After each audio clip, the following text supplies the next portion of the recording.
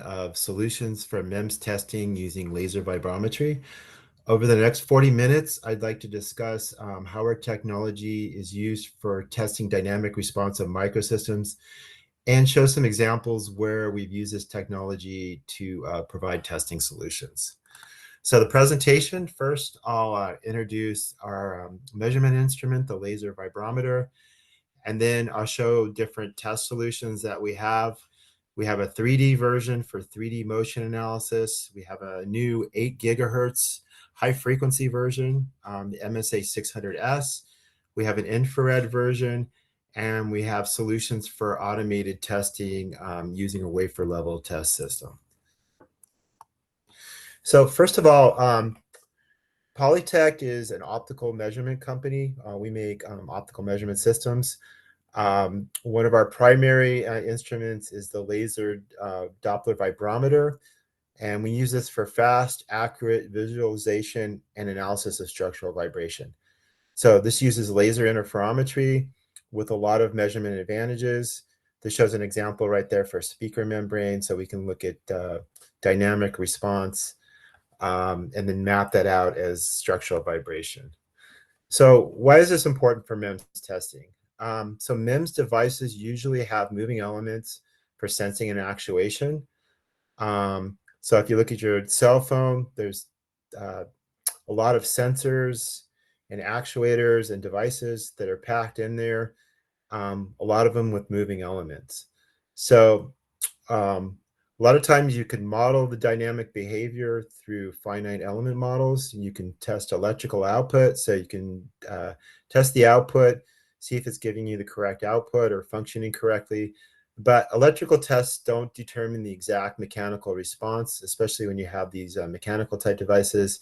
What you need is direct dynamic response measurements, and that's what the laser vibrometer provides. It provides high resolution response measurements for vibration and motion analysis. With resolution down to sub-nanometer, we can measure really small devices down to the micron scale, and with wide frequency bandwidth from DC all the way out to gigahertz frequencies. So the tool that we present for this is our Micro System Analyzer, our MSA-600. This combines powerful tools for precise 3D analysis of structural vibration and also provides surface topography measurement. So we've combined 3 different technologies in this instrument. The main one is the laser vibrometer for measuring out-of-plane vibration. We also have in-plane vibration measurements and also added static topography measurements for shape measurements. And we can configure any combination of these 3 into a single instrument. And this provides a high-performance tool for microscope-based measurements of MEMS. So the 3 different technologies for out-of-plane vibration, we have scanning vibrometry. This is capable of going up to gigahertz frequencies. This provides broadband excitation and measurement, can measure real time, and then can scan and map out full field vibration. For in-plane, we have a combination of tools. We have primarily stroboscopic video microscopy for measuring the in-plane movement. This is integrated in with the MSA-600. We also have 3D vibrometry available in a separate instrument. And added is the white light interferometry for topography measurements. This also uses scanning technique to map out surface topography and look at things like roughness, shape, step heights, and stuff like that. So we have these 3 technologies combined into one instrument. I'll explain a little bit more about each. First of all, the laser vibrometry part. So what is a laser Doppler vibrometer? It's a non-contact interferometer for measuring dynamic response. So basically, the interferometer at the heart of our instrument here uses a laser. The laser, all the photons have the same direction, phase, and wavelength. So basically, we can split the light, one into a measurement beam that we target directly at the vibrating object. The other one's a reference beam. The light's backscattered off of the object. And that backscattered light typically has a Doppler shift related to how fast the object's moving. So we can measure directly the velocity from the Doppler shift, We can also measure displacement from phase shift, so we're able to measure either of those. And then the light recombines, and we're able to decode velocity or displacement from that interference pattern at the photodetector. And this is measured in real time, so it's a real-time signal-based measurement. So this provides fast, accurate, real-time measurements of velocity and displacement. It's a pretty robust tool that's adaptable to different types of measurements. Main measurement would be resonant frequency. We could also measure amplitude of response and deflection shapes, things like settling time response, and determine mechanical properties of your measurement device, like resonant frequency, damping, elasticity. We can go up to 8 gigahertz. We can measure down to really small objects that are less than a micron in size. Our measurement resolution is below a picometer, so we can resolve vibrations that are less than a picometer. So picometer is 10 to the minus 12 meters. It's incredible resolution. We can measure just the tiniest of vibrations.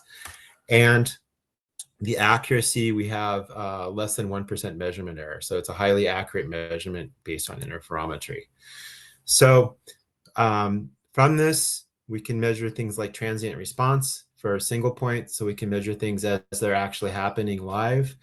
It's broadband, so we can use broadband excitation and measure broadband response. Look at the frequency response as an FFT, so we can look at frequency response functions of response versus excitation. And then we can expand this out to scanning to look at deflection shapes. So this shows you an example of a membrane on a wafer. This is one of the modes of vibration. So we can actually map this out and show you what the deflection shapes look at any given frequency in the spectrum. And this integrates to a probe station. So I'll talk a little bit later about solutions that we have for probe station-based systems. So how does the scanning vibrometry work? So if you want to scan the laser beam and map out vibration over a MEMS device, what we do is if you start with a microscope video, so this is a really old example on a comb drive, but the idea is that we basically zoom in with the microscope, get a microscope image of what we want to look at. So in this case, this is an in-plane actuator, and we want to basically look at the part that's moving back and forth, the shuttle in this case. We want to focus the laser onto this object, and then we want to set up a measurement grid. So we can set up, define a grid of however many points we want over the surface. So this is just a basic grid of about 200 or 300 points that we're putting on the moving part of the structure. We go to each point, we get the time domain response or the frequency domain response. We can measure either. We save that for each point, and then we basically automatically scan point by point for the structure, collect all the responses, and then the end result is a 3D deflection shape. So this shows you one of the modes of vibration at, I think this is about 600 kilohertz. It shows you a bending mode of this structure, and then we can map that out in terms of phase and magnitude. One requirement for this type of measurement is we need to measure the drive signal at the same time. So we can't be at every point simultaneously. So we need a phase reference, which is usually the drive signal, the signal from the function generator driving this response.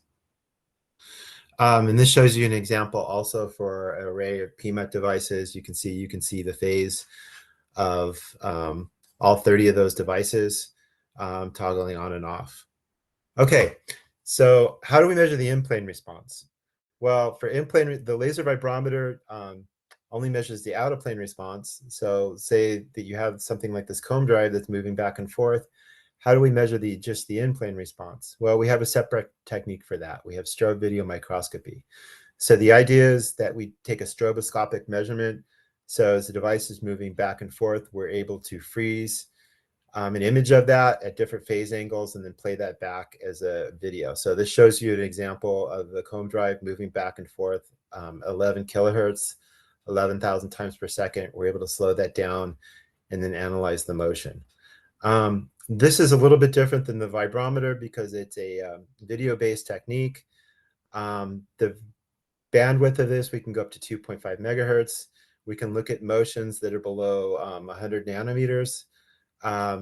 It works for repetitive motion, so you have to have synchronous response to a drive signal. So things like sine excitation or square waves. It's not real time, so we have to post-process this to get a result like this. So how does that work?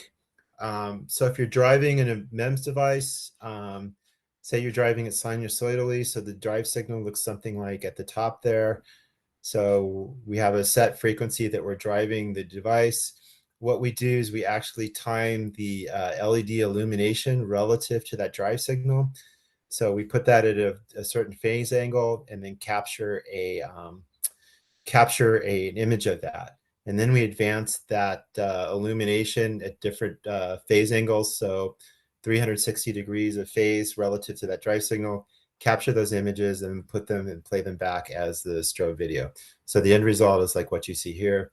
You see, in this case, something like 32 images played back to back, and you can actually look at the motion full field.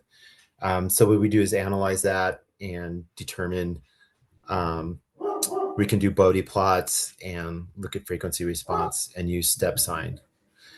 Another capability we have is topography measurements. This uses white light interferometry, so we can look at static shape measurements.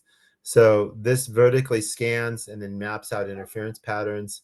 And then you can see a range of applications here. So we can look at shape, we can look at step heights, we can look at surface roughness, things like that. So it's a great capability to have for this, for all-in-one tool for looking at dynamics and static topography. Okay, so what are some of the examples that we have using our technology? So we're going to show several test solutions and different measurement tools that we have for doing this. So one tool that we'll show is the 3D vibrometer. So we have a tool that'll measure simultaneous X, Y, and Z motion, do true 3D measurements using a microscope-based setup with a single laser beam. And we use this Doppler technique to measure 3D response. So the way that this works is basically you have 3 different photodetectors all at an angle. We can measure a vector component of the vibration in 3 different axes. And then we can determine in real time the X, Y, and Z motion of the object. So this is using 3D vibrometry through a microscope. And we can get true 3D response using this. And this is a separate tool. This is our MSA-3D. So this shows you an example of an inertial sensor. So the inertial sensor has its basically drive and sensing responses. So this would be, I believe, the sense direction. So basically we're driving at this at a resonant frequency that's about 11 kilohertz. You can see this is motions occurring in the up and down direction.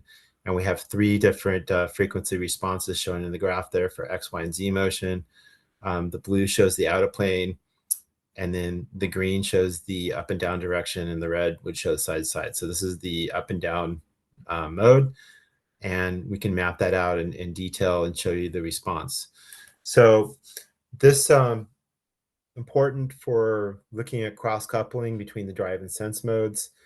We can determine the amplitude of motion versus the drive voltage. So we can look at how much it's moving versus how much we're driving it. Look at things like damping. So we can measure the damping or Q factor, and then compare this directly with the FEA model for doing model validation. Another example is measuring on a piezo resonant gyroscope. This is one from Georgia Tech.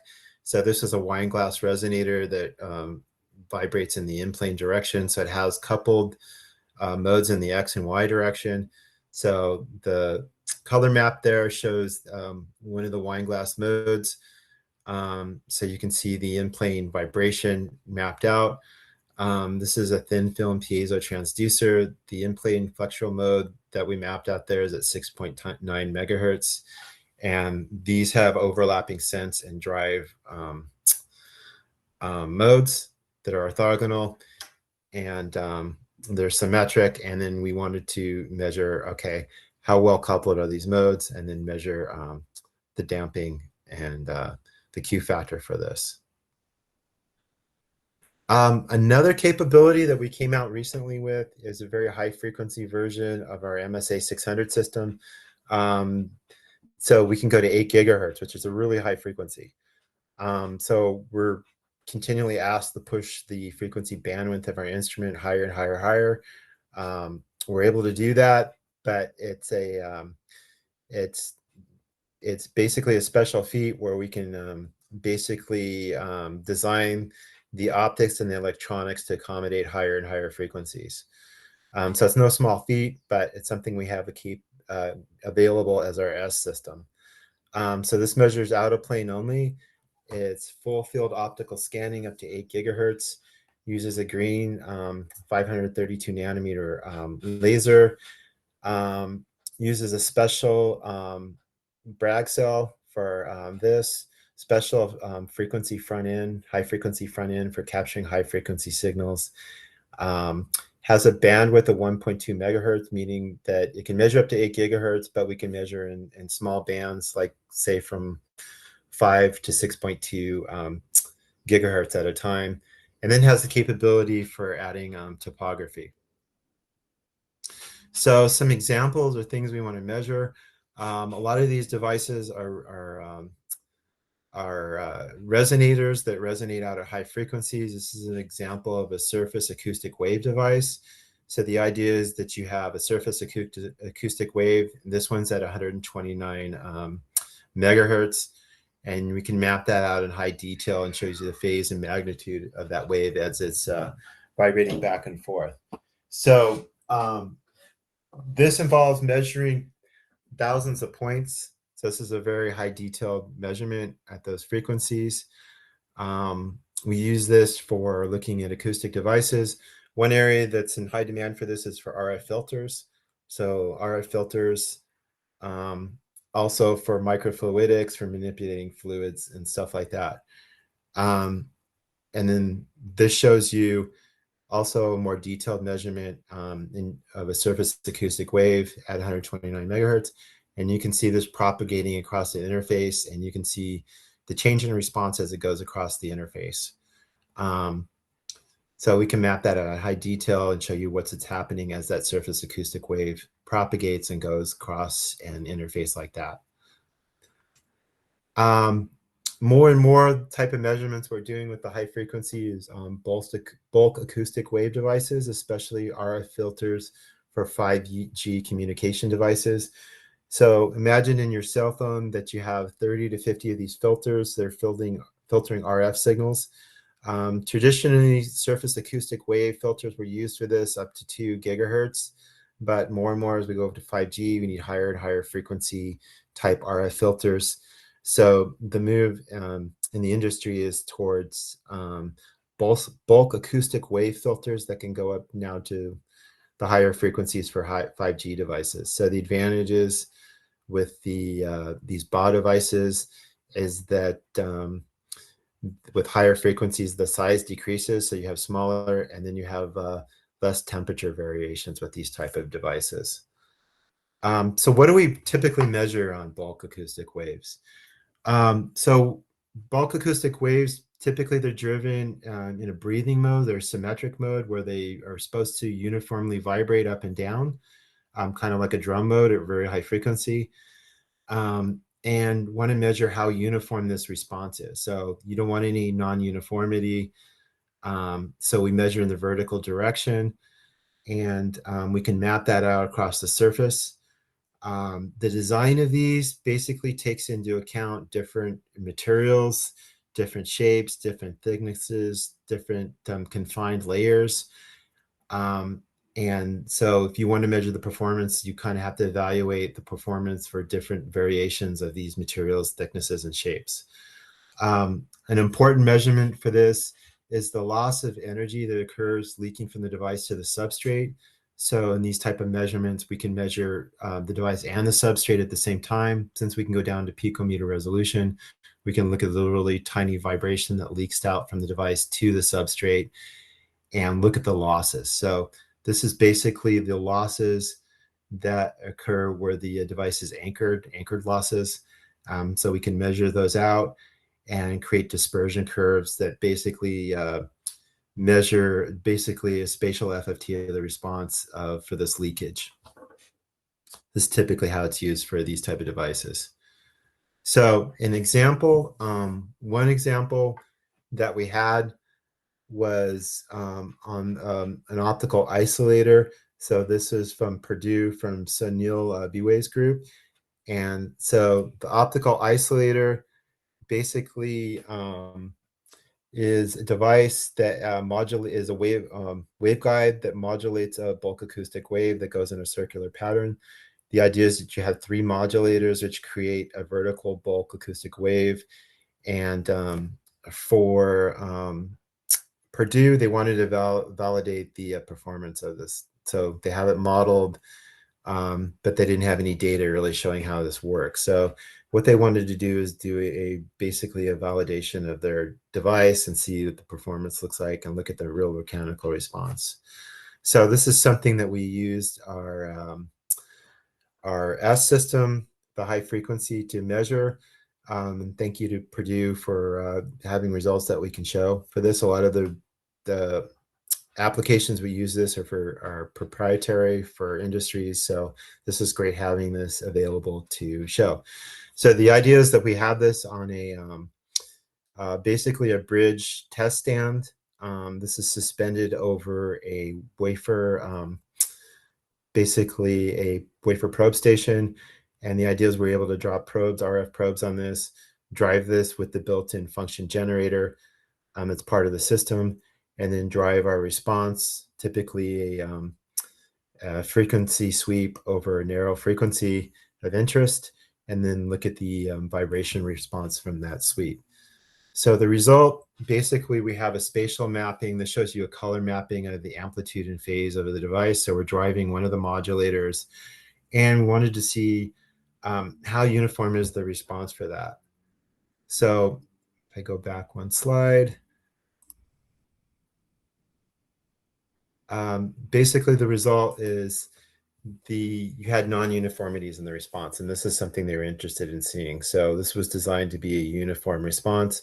What they saw was leakage at the edges. So the edges basically have an unexpected response at spurious frequencies where you have a leaking in the response and non-symmetric response. This shows you at 5.174 gigahertz, one of the spurious resonances. And you can see the non-uniformities. And you could also see coupling into the other devices, the other modulators. So this was very useful for evaluating the performance and seeing things that they would have seen otherwise, and then also for optimizing the design of this optical isolator device. Another capability we have is our IR-based system. So we have an infrared version of the MSA system. This is called our MSA-650 IRIS. This has the ability, using an infrared light, to look into cap devices. So a lot of devices don't have optical access to visible light. So to look, if you have a cap surface like we're showing you there, there's a top surface that caps the device. So the device is encapsulated inside this top layer of silicon. So the idea is, how do we measure inside that? Well, silicon is transparent to infrared wavelengths. So if you have an infrared version of our system, you can look through that transparent surface on the top and then do the same measurements inside for the dynamic response. So what we have is a specialized system for this, and we're able to measure inside cap devices using this infrared version. So IR technology is used commonly for IR inspection. So you can look inside these cap devices and take IR images to inspect and see what's happening inside. So your fabrication process, you can see, okay, how does my fabrication process affecting what's inside that once I encapsulate device? So the idea is we're able to do these measurements with the vibrometer by shooting the laser through the cap and focusing it on the moving part of the structure inside the cap device. So how do we do this? Well, in a typical measurement, if you use visible light, you get reflections from all the surfaces. So you get a lot of light coming back, or even for infrared measurements, you get light that's reflected from each surface. So you get light reflected from the top surface of the cap, the bottom surface of the cap, the device you're trying to measure, and also the surface that's below that. So you have all these reflections coming back. How do we just get just the light from the device itself and not these stray reflections? So the technique that we use is a low coherence light source. So the idea is if you have a low coherence light source, the interference only comes from a very narrow depth as you focus down on the object. So if we focus the light down to a narrow depth with the low coherence light source, then the light from the other surfaces is basically attenuated or filtered out.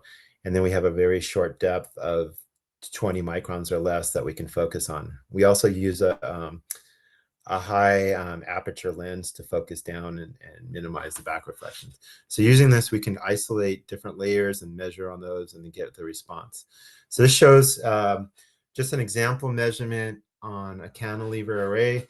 So the idea is that we have a piece of silicon in front of it that's 300 microns thick.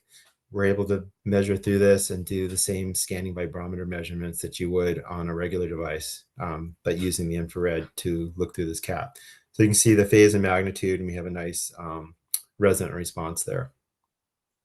So this shows another example from the Fraunhofer Institute on an inertial sensor. So the idea is that we can use this and we can map out the modes of vibration for these cap devices, and then look, okay, how is this? How's the response look for this? So you can see different modes, and you can see things, okay, did the capping process create any stiction or pull down different layers and change the response?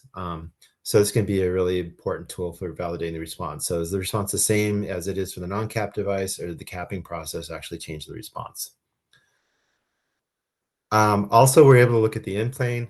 So this is important for inertial sensors. So we have a combined infrared camera that can do the stroboscopic video microscopy. And then this is great for looking at the in-plane response, which is the fundamental response for a lot of these inertial sensors. So we can do Bode plots to look at frequency response, look at the amplitudes, get a full picture of how different parts of the device are vibrating related to each other. So this is an example of a strobe video microscopy measurement at kilohertz frequencies using the IR system. The last capability that we want to show is our probe station integration, our wafer level testing system for doing automated measurements at the wafer level. So we have a great tool for looking at devices that are on dies that are actually like packaged, but what if you want to do the measurements on a wafer? Especially if you're doing this in production and you want to say, okay, I want to measure every device on the wafer and see if there's any variations on the wafer, and do basically quality control or production type testing where we can do pass fail on the devices. So to do this, the platform that we need this is a probe station. The probe station provides the chuck and support for the wafer, so you can load the wafer on there and move to any part of the wafer to do the measurements. We have our MSA microscope head, so we can look down and target different devices that are on the wafer. You have XY positioners on the wafer that can move, so you can move to any device that's on there if you know the coordinates or the location of it. And you can even put like a probe card to put down multiple probes. So the tool that we're presenting is an integrated system where we have both our MSA system, and we mount that to a semi-automated probe station. So what we're capable of having is an automated test system. We've developed software for step and repeat measurements for measuring all the devices or many or targeted devices on the wafer. So the platform for this, we've partnered with the company MPI Corporation. They're a probe station manufacturer based in Taiwan. We have a great working relationship with them here and internationally. And basically, we put this on their semi-automated probe station. So this shows their TS2000 probe station. So this is kind of the state-of-the-art system that we have for automated wafer level testing. So it's called semi-automated probe station because you still have to manually place the wafer on the chuck. There's also fully automated where you can automatically load the wafers. In this case, once you load it, everything else is automated. You can do basically programmable wafer level measurements. What's nice about this TS2000 probe station has an off-axis camera, so you don't have to switch between cameras to do the wafer alignment. So there's no bridge for swapping in and out the microscope. Our our our sensor head stays fixed over the wafer. And we also have flexible movement of the optical microscope, so the microscope can move independently of the wafer, so you can move it around once the probes are landed. And then you can see the probes here, so you can use whatever probes are needed. If you're measuring RF devices, then you want to have special RF probes like shown here for this example. So the NPI system has its own programmable software for positioning, aligning, targeting, going to different devices. We're able to communicate with the software. So in a full system, basically we provide the master software, but we communicate with Sentio software for driving to the different devices. So this allows us to control the wafer positioning, going to which device we're moving to whatever device we want to, and then also having a wafer map. So we have a wafer map of the device, and then for each one of those devices on the wafer, we can do a test measurement, and then basically do a color map at the end that shows you basically performance criteria mapped over the wafer. And we'll show examples of that. So for wafer level test systems, you can also put this with a system that has a probe card. So if you have an array of probes, you can use a probe card to put this down. So you can use the type of probe station that you need for this. Some neat capabilities we included with the system was pattern matching. So we can actually go and like determine where the device is and where we want to target the laser beam based on pattern matching. Also autofocus. So as it goes through, it automatically focuses the video and the laser for doing the measurement as you're going across the whole structure. There's a GUI interface for test and measurement. So this just shows you on the bottom right here, the GUI interface. So you can get a live view of the data, what position you're at, what device it is, and you can look at the response. And then we can load recipes. So you can create a measurement recipe that determines which devices you want to test, what the test and measurement scenario is, and also autofocus and those capabilities. So the end result is basically a wafer mapping. So the types of things that we can measure and map out, resonant frequency would be one of the main ones. So if you go to each device, you can measure the resonant frequency, and that can vary across the device depending on different parameters like thickness. Settling time dynamics. So if you actuate a device, how fast does it move? How fast does it settle into the response? We can measure displacement amplitude. So if you drive it, how much amplitude for each device.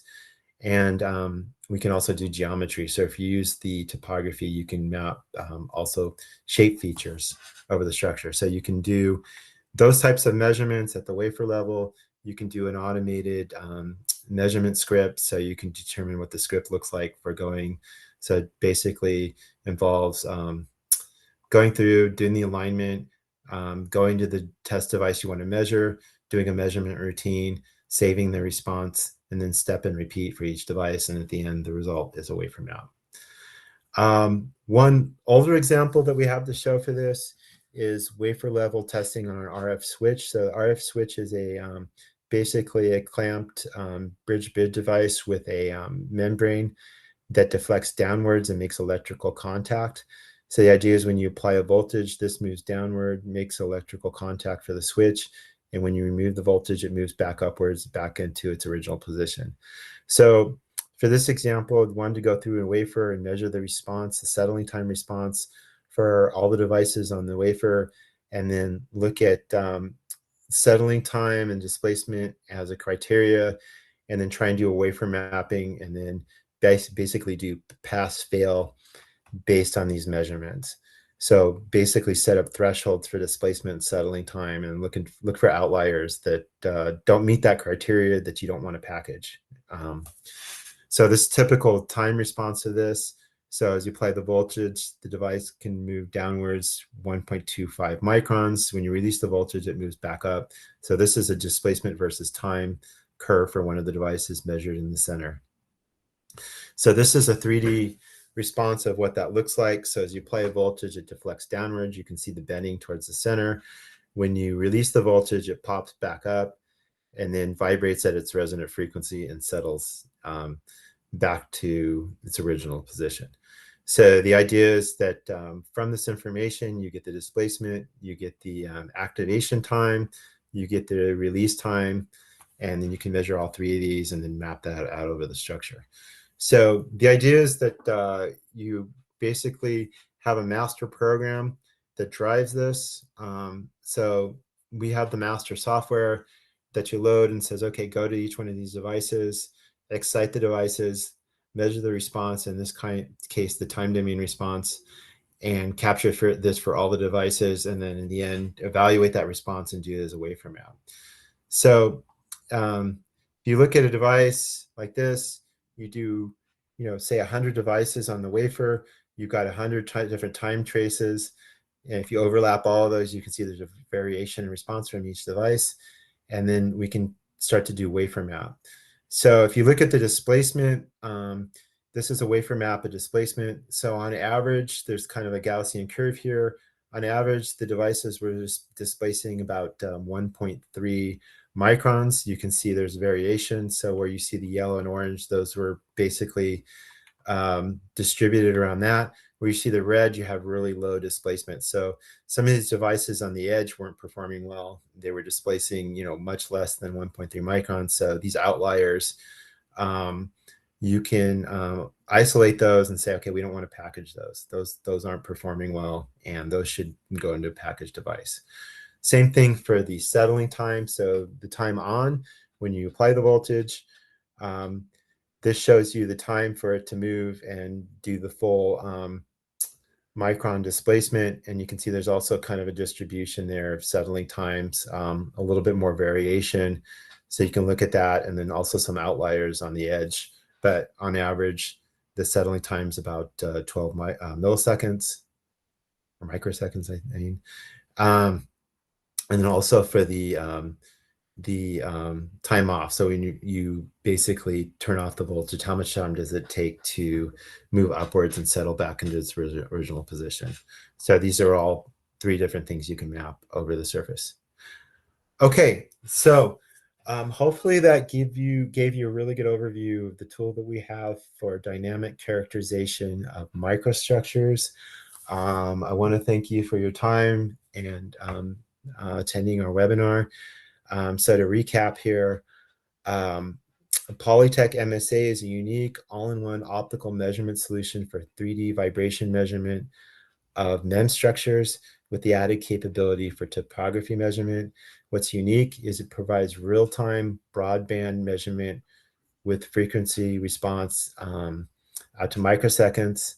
It's a highly sensitive measurement tool, resolution down to the picometer level, and it's well supported by our engineers who are knowledgeable of MEMS applications and the necessary requirements for testing. And we'll say that we have this available to evaluate. So we have this available for engineering services and rentals.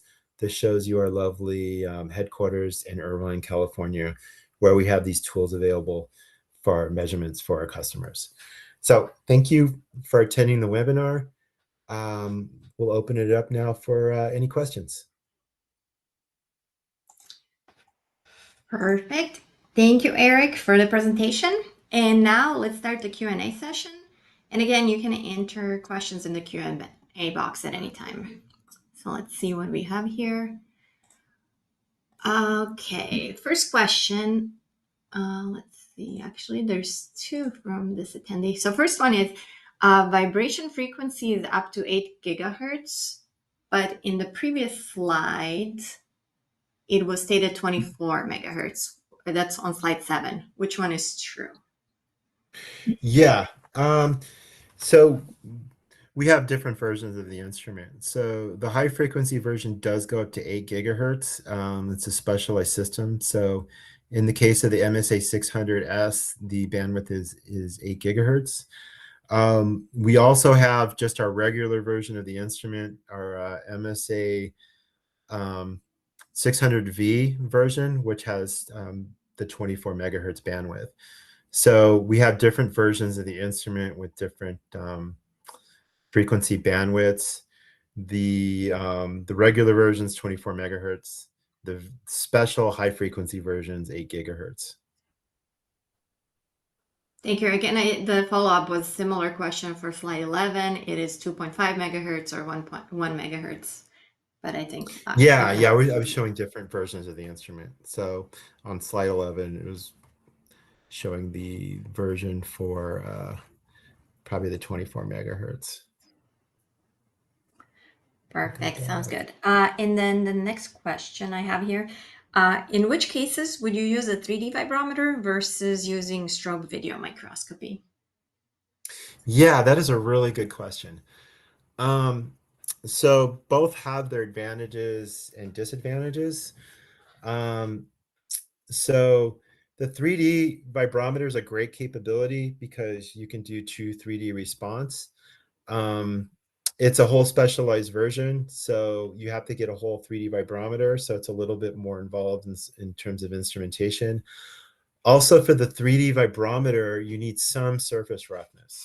So you need to be able to scatter light at an angle. So if you have a really smooth specular surface like you do with like crystal silicon, stuff like that, it's really hard to use the 3D vibrometer. So in the case, like if you're looking at inertial sensors and you're driving the device in plane, the strobe works good because we can measure on these smooth surfaces. It's an integrated feature. So it's something that you can just add to the regular MSA system. And a lot of times if you look full field, this shows you a strobe video, you can get a full field response for an actuated device. So if you're able to just do step sign measurements and you get like micron level displacements, the strobe works pretty well for that. The drawbacks are that you have to post-process the result. It's not a real-time measurement, and it has limited resolution and frequency bandwidth. So the strobe goes up to 2.5 megahertz, as we're showing on slide 11 here, and you have to have synchronous driven response. You can't just apply any type of excitation like you do with the vibrometer. And the resolution is kind of at says 5 nanometers there, but you need kind of like 50 nanometers or more to really get something you can resolve with the strobe video. Sounds good. Thank you, Eric. And I have one last question, unless something else comes in the meantime. What is the smallest feature or size scale that you can measure down to with the laser vibrometer?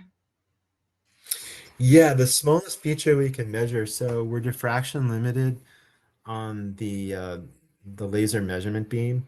So using the optics that we have, we can measure down to just less than a micron. So the diffraction limitation for visible light is within the wavelengths of light used. So typically red light's about 632 nanometers. So it's hard to measure anything smaller than that because you have diffraction effects. So optically, we can't resolve anything less than like 0.6 microns. Perfect. Thank you, Eric. And thank you again for your presentation and for elaborating on these questions. And Thank you. This brings us to the conclusion of the Q&A session and today's technical webinar. And thank you all very much for attending. We're looking forward to welcoming you again to any of our upcoming webinars or events. Thank you for your attention and have a great day.